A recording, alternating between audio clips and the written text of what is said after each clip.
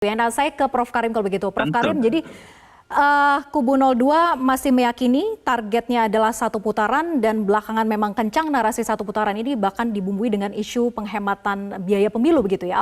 Apakah masuk akal sebetulnya, Prof. Karim? Ya, menurut saya klaim-klaim kemudian spirit itu sah ya dikembangkan oleh tiap kekuatan.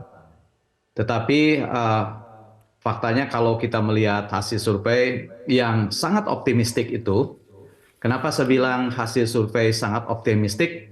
Karena beberapa survei merilis tingkat persentase mereka yang belum memutuskan atau mereka yang masih ragu itu jauh lebih kecil dari tingkat golput tahun 2019 yang mencapai 18,1 gitu ya. Hanya Kompas yang realistik dari sisi ini ya, jumlah mereka yang belum memutuskan itu sekitar 20%. Nah, jadi menurut saya bisa saja klaim seperti itu, tapi bagi saya sebagai penonton yang menikmati proses begitu ya, tidak begitu penting mau satu putaran, mau dua putaran, sebab bagi saya yang penting adalah bagaimana ketiga kandidat ini melakukan politik adu manis gitu ya. Saling menunjukkan keunggulan, kebajikan, karena spirit demokrasi yang republik itu kan intinya pada kebajikan. Nah, tetapi sekali lagi meskipun demikian, basisnya survei tadi Kang Aceh menyebut hanya 46 gitu ya, belum sampai ke 50 lebih gitu ya. Padahal sisa waktu menjelang pemilu kan sekitar 40 hari lebih lah dikit. Nah, dalam pola-pola kampanye sebelumnya sampai hari ini, saya belum melihat sebuah mutasi yang berarti dari pola kampanye yang dilakukan.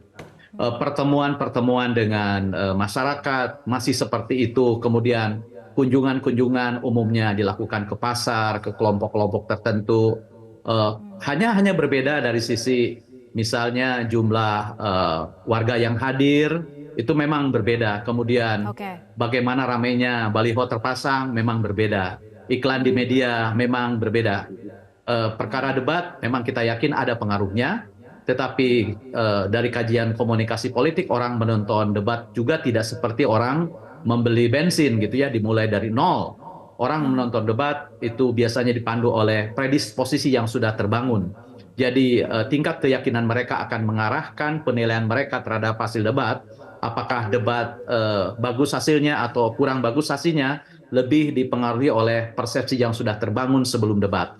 Nah, jadi menurut saya dalam 40 hari ke depan, saya juga tidak melihat ada tanda-tanda akan ada lompatan yang berarti, melihat pola yang sudah berlaku, jadi polanya akan seperti itu, dan memang faktanya kan susul-menyusul itu berlangsung antara paslon 01 dan 03, jadi nyaris seperti berebut di runner up. Meskipun saya tidak percaya ini sebagai hasil akhir, karena seperti yang dikatakan tadi memang fungsinya itu untuk memetakan kekuatan masing-masing dan memberikan umpan balik kepada pasangan untuk meningkatkan spot-spot yang memang masih dinilai belum efektif gitu ya. Tapi saya meyakini bahwa tingkat masyarakat yang belum memutuskan itu masih besar, maka menurut saya ini masih memberikan kesempatan yang terbuka untuk mencurahkan segala upaya politik adu manis itu, sehingga sampai tiba pada 14 Februari bisa kita ketahui hasil akhirnya seperti apa. Jadi saya tidak membantah hasil survei, tetapi saya meyakini kok tingkat tingkat jumlah mereka yang belum memutuskan itu saya yakin jauh lebih besar dibanding yang disebut dalam survei terakhir-terakhir itu. Baik, undecided votersnya masih lebih besar harusnya begitu ya yang diyakini oleh Prof. Karim. Kemudian tidak ada tanda-tanda lompatan bahwa bisa satu putaran begitu ya Prof. Karim.